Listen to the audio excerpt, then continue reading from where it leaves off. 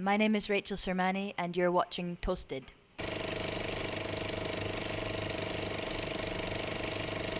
Rachel, welcome back to Holland. Dankjewel. Yeah, because I noticed again, we were talking about your Facebook page. Uh-huh. You said alsjeblieft en dankjewel. Want, Yeah.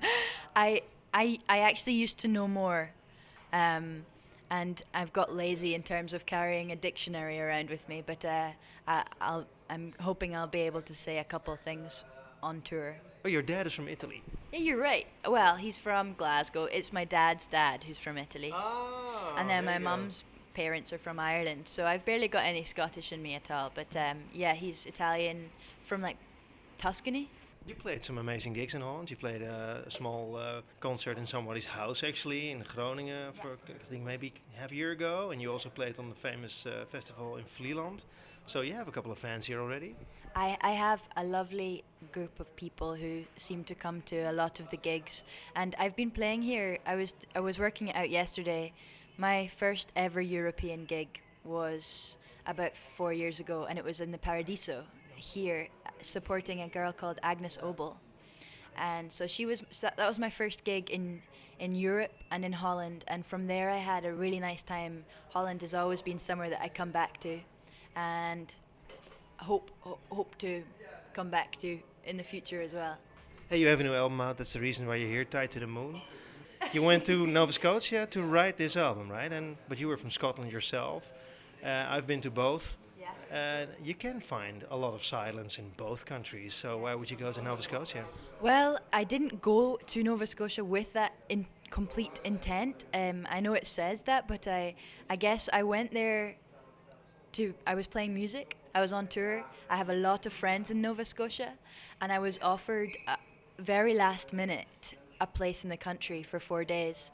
And so I found my purpose whilst I was there. I realized I was writing music, but I didn't go there to write an album. So it kind of happened very naturally, very unintentionally. And that's why a lot of the music could have happened in Scotland, but I needed that space. And so Nova Scotia this time around provided that space. What I liked, I'm a music lover like yourself. What I liked about Nova Scotia, I didn't I didn't expect anything basically. Mm-hmm. But when you go into a club there's a massive folk scene there. Is there any influence on you, the massive folk scene there? Well, there's a huge folk scene, and actually I was there in July, and I met, or I got to hear a lot of like singer-songwriters from a generation beyond me, like from when I was, maybe before I was born. There was a generation that I didn't realize existed in Nova Scotia, and they're incredible writers. And then the tradition continues because I have so many friends in Halifax, in that area, who are brilliant musicians, and they're very supportive. It reminds me of Glasgow, which is another place I spend a lot of time in. Small community of musicians, all helping each other and all creating their own music that's brilliant. And so yeah, there's a big songwriting culture there, and it's nice. Like in Scotland, you've got the Scottish traditional music as well. There, I think there's more of an old Americana tradition, so it's slightly different influences that feed, that nourish the musicians, the songwriters, but same feeling. You played a lot of gigs in Canada. You have a very good relationship with Canada. You even recorded a live album in Canada. How did this start? It started at a convention called Folk Alliance in Toronto 3 or 4 years ago. I played this, and then a bunch of festival organizers saw me play and invited me to stay in Canada, and I stayed there for, I think I spent that year, I went to Folk Alliance in February, and the rest of the year I spent maybe about 70 days in Canada in all, which is more than I spent anywhere. And I seem to make really good connections with the people, with the musicians. I found them people I wanted to tour with. It's just built from there. And then we went to Dawson, to the Yukon, and that was like amazing. And Sorry to interrupt you, but people have to understand Dawson City is not just a city, right? This is where the gold rush, the famous Yukon gold rush started. I think 80,000 people used to live there, and it came down to 500 now, but it's still a city, and it's very historic, right?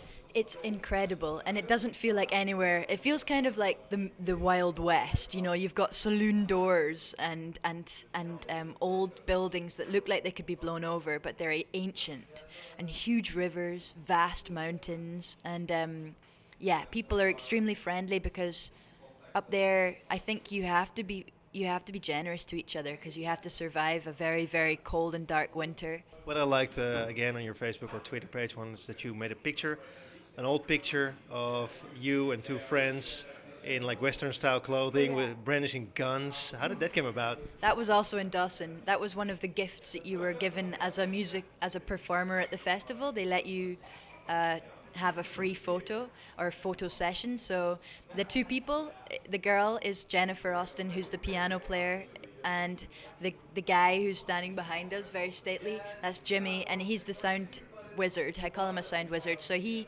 and Jen were my team, and they're the reason that Live in Dawson City, the record, exists. I can advise anybody to visit your Facebook and Twitter pages because there's so much fun stuff on there, talking about the pics and also your comments. There's one picture of you looking at a river, and you wrote up on top of it, "Me looking at a river." Yeah, I can be quite straight to the point sometimes. Often not though. And there's also you jumping in a lake with clothes on. Man, that would have been a while ago. Is that right? In Yeah. America somewhere, Yeah. Canada. Yeah. Yeah, I've had some really nice times. You need a good wake-up call every now and then, and those moments are that. Freezing wake-up call, I might add. Hey, back to your album, Tied to the Moon. A song that I liked, I've Got a Girl. It's a special song in many respects, I think. Also because another band also wrote a song, I Got a Girl, called Tripping Daisy. I don't know if you heard about them. No, I don't know that. Used to be, they're from Texas, they're from Dallas. And they were sort of this grunge kind of type of band. It's a nice song. It was a one-day fly. It also featured on the Live from Dawson City album, so that means you wrote this song a couple of years ago, right? Yeah, correct. I wrote this actually 4 or 5 years ago, and it was after I had a series of nightmares. I guess you could get very young about it, and it's basically the shadow aspect. And in the dream, nobody believed in my shadow. And I was denying my shadow, I guess. So that song is a real nice one to sing because it's kind of accepting something that's always there. And it's very hard to do that, especially if maybe your disposition as a person is to be positive. You can look on the bright side, but there's always going to be a dark side, and I have to practice accepting both, I think. Yeah. But I'm glad I found some lyrics of your new album. Because it really opened up the music to me. Do you like people interpret your lyrics, or are they really about one thing? And I guess you're ready to explain what you write about, huh? Yeah, well, I don't mind how people read into. I think the first album I wrote was far more symbolically disguised. So everything I was writing about was described in images that could be related to anything, which I like. But this one I was more literal with my words, so I'm more direct. You kind of know what I'm talking about a lot of the time, and so it's easier to directly interpret what I'm saying, and that kind of gives it another edge of vulnerability a little bit. It's quite fun just finding new ways to write and other methods of using symbols and stuff. I've more subtly used symbols in this one. Well, and also you kind of stepped up music-wise, because this album is way more rocky. I think it's true, almost touching well, it's easy to compare. I wouldn't go there, but it's easy to say PJ Harvey. Is she an influence at all? She is. I think she's great. I have actually only heard one of her albums, but what she represents, like you say, I think it's a strong image to run with, which is like a woman singing songs that are and playing music that's a little bit challenging to the ears sometimes. PJ Harvey does that very well. Like she does intelligent music. Yeah, she's got like, she's clever. She's but she's not afraid. was referring to your music. Oh, thanks. I think, well, thanks very much. I certainly think a fearlessness is being attempted more and more. And it's, I guess it's nice because you know that I'm inspired by lots of other female singer-songwriters that are doing something like that, being fearless and doing things that are, not so appealing.